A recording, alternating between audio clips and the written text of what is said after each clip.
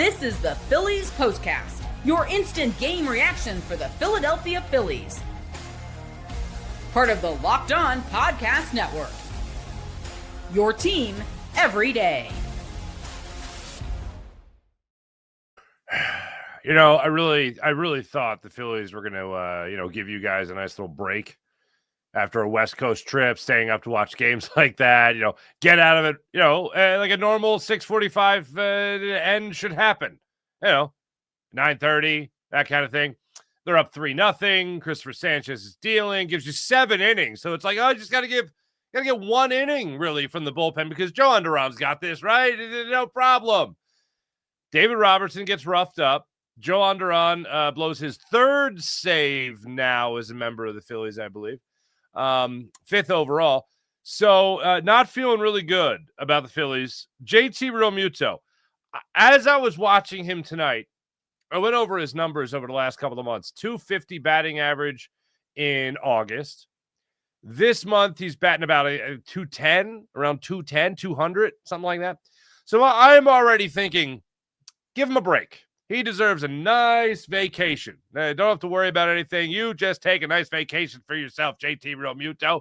And then, not that I was rooting for this by any means, but it would be more cause for just him getting a break. He gets that ball off his throwing hand. He's later pulled from the game. He stays in the game at that moment, and then Rafael Marchand ends up hitting for him in the 9th inning as the Phillies tried to get something going, and they did. Rafael Marchand got the leadoff base hit there, which was really nice, and then an hour and 9-minute rain delay after, of course, Jhoan Duran gave up the game-tying home run in the top of the 9th inning. We will break it all down from not hitting with runners in scoring position to barely having runners in scoring position to base running blunders, i.e. Max Kepler, who had I believe he had 2 in 1 inning. That's tough, but he did it. Good for him. And also Weston Wilson out trying to stretch a single into a double, which was just absolutely ridiculous. But Phillies take a 6-5 loss in 11 innings tonight and waste a 7 scoreless inning affair from Cristopher Sanchez and fail to have everybody else have the good vibes go in South Philadelphia as they come back from their road trip. And this one was just plain ugly. Let's get into it. First and foremost, before we get into our chat check and all that, let's talk about our player of the game. This is the Locked On Player of the Game. I don't care that they lost. I honestly, Cristopher Sanchez is still the player of the game. I don't care. It pisses me off that they lost 6-5. It pisses me off that they had opportunities and extras and they couldn't capitalize on it. The guy that was the best player tonight was Cristopher Sanchez. So that deserves player of the game. Not Conine, forget about it. No. It's Cristopher Sanchez. He had 4 of his 5 strikeouts tonight. Came by way of 3-pitch changeups. 3 pitches, 4 of the 6 change. He had 6 strikeouts in total. 4 of them came on 3 pitches. All were put outs with changeups. Just his dominant pitch he had working tonight. He gave up 3 hits. He issued just 1 walk. He was spectacular. And going into that 7th inning, I'm thinking, hey, can he get a complete game out of him? Can he get a complete game out of Cristopher Sanchez? Going into that 7th inning, he was at 73 pitches. Unfortunately for his night, he had the biggest workload of the evening for him. He had a 17-pitch first inning and then, unfortunately, an 18-pitch 7th inning. But it still was a 1-2-3 inning, getting Norby to ground out to short. Hernandez then struck out 2-2 on a sinker. That was a 7-pitch at bat. And then he got Edwards to ground out, roll over on one there to second base to get out of that. He ended up with 91 pitches over his 7 innings of work. Yes, you absolutely could have had him come back out. You have a 3-0 lead. You're playing the Marlins, and you are in a situation where Cristopher Sanchez does need to save the arm for the postseason. I have 0 problem with Rob Thompson. Look, the winning the number 1 seed overall, forget about it. That's a pipe dream as far as I'm concerned right now. I have no issue with the Phillies not getting that number 1 seed. Cristopher Sanchez getting a little bit of a break tonight, I think is well worth it in the long run. So he comes out after that 7th inning. You bring in David Robertson. This was absolutely... Time to reveal where the game was won or lost. It's the turning point. 8th inning, David Robertson, who has been really good for you since he's been picked up. Just a sight for sore eyes, really helping you out in the bullpen there. Wagaman, he gets out for the first out of the inning. He strikes him out on a knuckle curve brilliantly. Nice job by him. 3-0 game still. Then he faces Conine. He gets down to the count. He gets into the 3-1 count. He throws a cut fastball that is just in the please hit me zone. And he blasted 381 feet for the first run of the game there for the Marlins. So now it's a 3-1 game.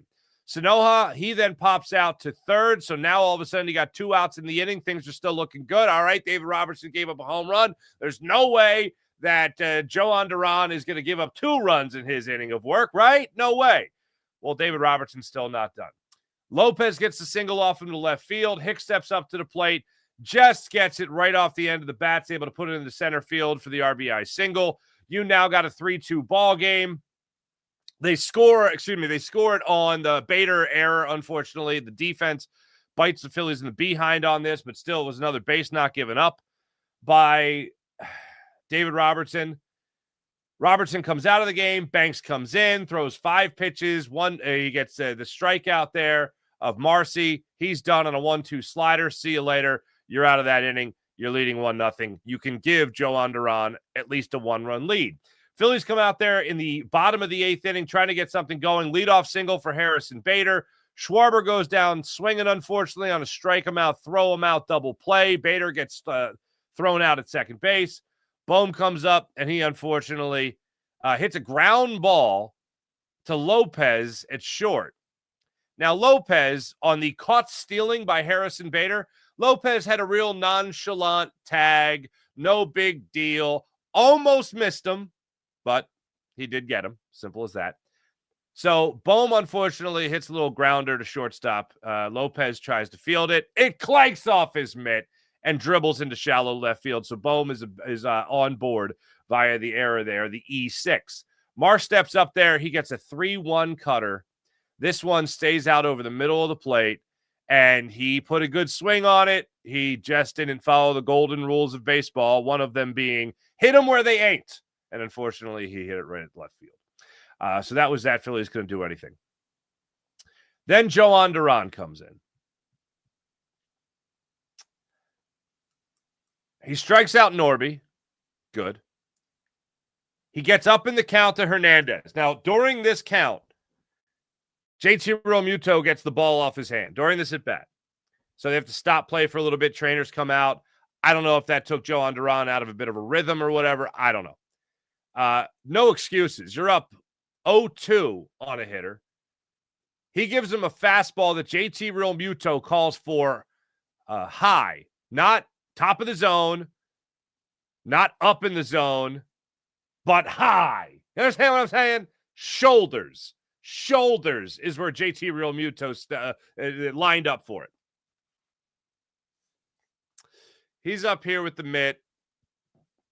Pitch comes all the way down. Belt high fastball, 100 miles per hour, dead center of the plate. I don't care if you're throwing 200 miles per hour. You put the ball there, a big league hitter is going to hit it. Even, yes, if they play for the Marlins. And Hernandez did not miss this. 100-mile-per-hour fastball, 0-2 fastball, dead center, middle of the plate, and he blasted it 380 feet for the 3-3 tie ball game. Phillies going to the bottom of the 9th inning. Marchand, this is where he had the rain delay after Marchand's at bat. Max Kepler goes down in the count, unfortunately, due to a horrible strike call to Vic Carapazza. That's not why they lost, but I'm just saying that sucked. And the Phillies just seemed pretty much mushed from that point on. You get into extra innings, they just couldn't stop the Marlins. You just let them keep scoring runs. 3 to be exact, to your 2. To your 1. And a big reason for that, 2, the big reason for that was Nick Castellanos coming up in the clutch to make sure he tied this game and kept the Phillies alive, which he absolutely did there in the 10th inning as a pinch hitter. Was down in the count 0-2, worked it to a full count, got a changeup, waited on it, delivered it into left field for the RBI single, tied things up at 5. I thought that was going to be the moment that was going to turn everything. I thought that was going to be the moment right there that turned everything in favor of the Phillies. And unfortunately, Simpson held true and was able to keep the Phillies off the board after that. As far as what you'll be talking about tomorrow, this is what you'll be talking about. You'll be talking about the bullpen. You'll be talking about Jhoan Duran blowing a save. You're going to be talking about David Robertson just absolutely not having it tonight, unfortunately. You're going to be talking about blowing Cristopher Sanchez's 7 scoreless gem. You'll be talking about that tomorrow. And I really hope you're talking about the terrible base running tonight. Let's start it off in the second inning with the terrible base running. Okay. Max Kepler leads it off by putting one off the wall just over Myers' head in right field. Myers makes a great attempt at the ball. If you're the starting pitcher, if you're Edward Cabrera, you love that effort.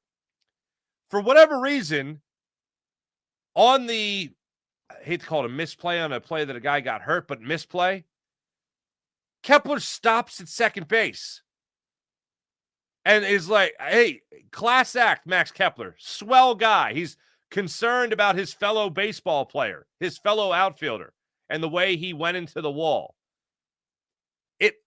I think Kepler could have made it to third. There's a good possibility he could have made it to third. Either way, he's on second base with a leadoff double. Okay? Let's do something with that. Here's my bigger problem, though, because, again, questionable as to whether or not he can make it to third. Questionable. But he's a leadoff double, standing on second base. Weston Wilson hits it to the third base side of the infield, fielded by Lopez at short, who throws to third. For whatever reason, Max Kepler's trying to take third on this play.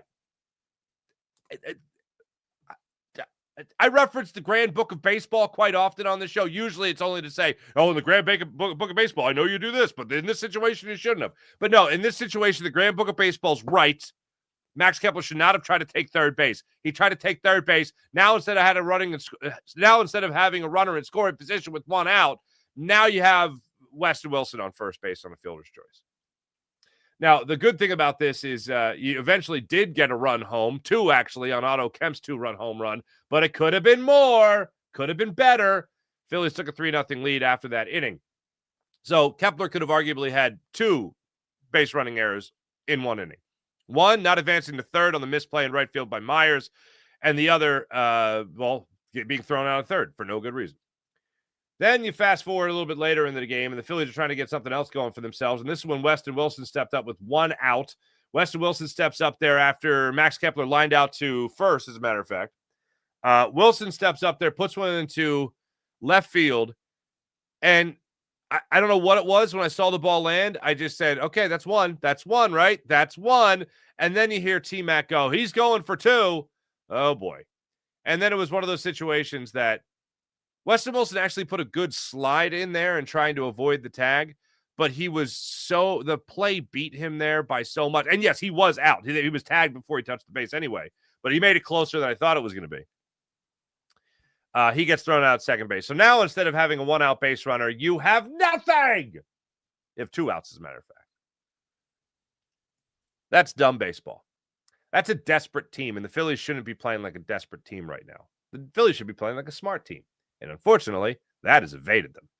When we come back, we'll take your comments on this one, this long one tonight, especially featuring the hour and 9-minute rain delay. We'll get your comments after this. This is the Locked On Phillies Postcast and the Locked On Phillies YouTube channel.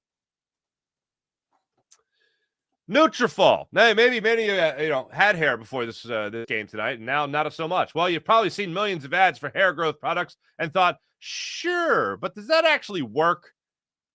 There are so many products out there, it's hard to know which ones are actually going to do anything for you. That's why you should give Nutrafol a closer look. Nutrafol is the number one dermatologist-recommended hair growth supplement brand trusted by over 1.5 million people.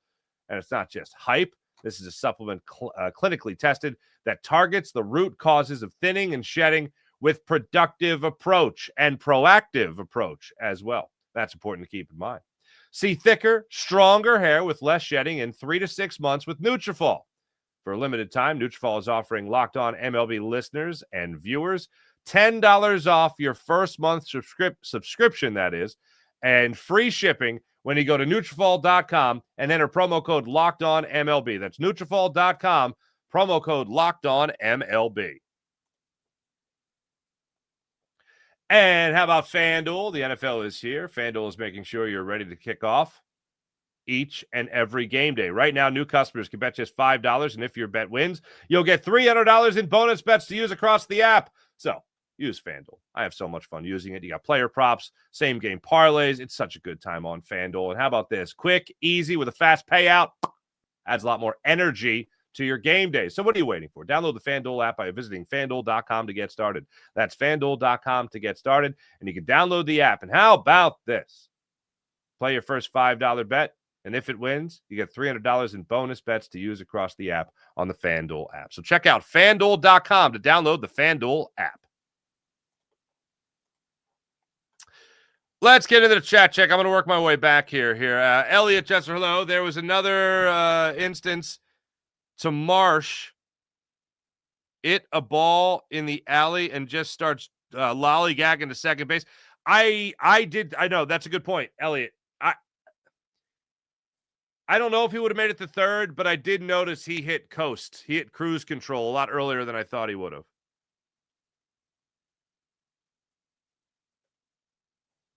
Julian C. What's up, Julian? Offense is poo again. Was Strom sick? I don't know, Sean. Duran loves to keep throwing 0-2 pitches right down the middle. I just don't get it. I don't get why that ball was just a big old fatty right over the middle of the plate. Two of the three blown saves have come against pesky division teams. Okay. All right. Fair enough. Robertson's ERA over the last 7 games is 7.50. Why is he in a high leverage situation? I don't know. But I'll say this. Orion Kerkering coming in with a guaranteed inherited runner. Did we all know how that was going to end? When I saw him warming up and then I knew the Phillies were going to extras, I went, oh, okay, well, that's one run that's going to score. Let's see how they go after that. Not great. Stephen Lang, ladies and gentlemen, you have just witnessed the amazing disappearing offense. Kerkering could not shut down a ghost runner. RF, you and I are on the same page. Seabrook, it could be worse. At least we aren't the Tigers. How about that? Tigers. I saw that they were just I forget who had it, but minus 100,000 to win the division. That went away.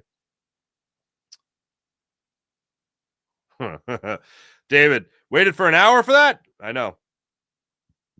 Painful day of baseball, says Philly and 8. Why does Duran throw the ball anywhere near the plate when it's 0-2? I don't know. Barry won. You got nobody on base. Morgan Landy, you're exactly right. John Messina, just disgusting. Evelyn, really tired of this offense not producing when the starter pitches a gem. Yeah, bullpen doesn't help, but come on, offense. You know, somebody, I don't know if it was the TV broadcast, but referenced the runners in scoring position tonight for the Phillies. Oh, I mean, 3 for 15 with runners in scoring position, but how many of those at bats were, and how many of those hits came with Casty, Bohm, extra innings. Oh yeah, I didn't even mention this yet. Kyle Schwarber, his 54th home run of the season. That was fun. That's part of how you how you got the 3-0 lead. Schwarber got, speaking of high fastballs, Schwarber got a high fastball, 98 miles per hour, and it's almost the one that just makes you not want to swing at it because you know he's gonna go flailing at some of these. Like for the 10 he flails at, the one, this is the one he'll hit. But yeah, he caught up to this one. They did not sneak it by him, and he put it in the second deck in right field. Granted, supporting this team is like kissing your cousin. It's so confusing. Well, I wouldn't know. Wouldn't, by the way. There was a wouldn't at the end of that. Would not know. Weston Wilson proved tonight why is a quadruple A player. That's funny. Ken turning it up to 11 because it's one louder, isn't it? I guess. Nicky Nips cold off the bench, comes up in the clutch. This is when good things were happening, I can see. Yeah, I don't want to revisit that. Thanks, everybody in the chat. You guys are great as per usual. I'll be back with you guys tomorrow for another edition of Locked On Phillies Postcast. I look forward to that one.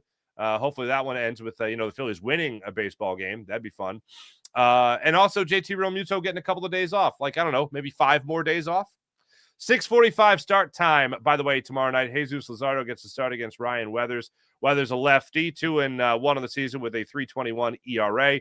Luzardo 14-7 with a 4.08 ERA. That's what the Phillies got going on tomorrow night. Thanks for listening. Thanks for watching. Be back with you guys then. And also back with you guys tomorrow morning for Locked On 76ers coming up at 10 o'clock with my man, Keith Pompey. Thanks for listening. Thanks for watching. Back with you guys tomorrow. See you then.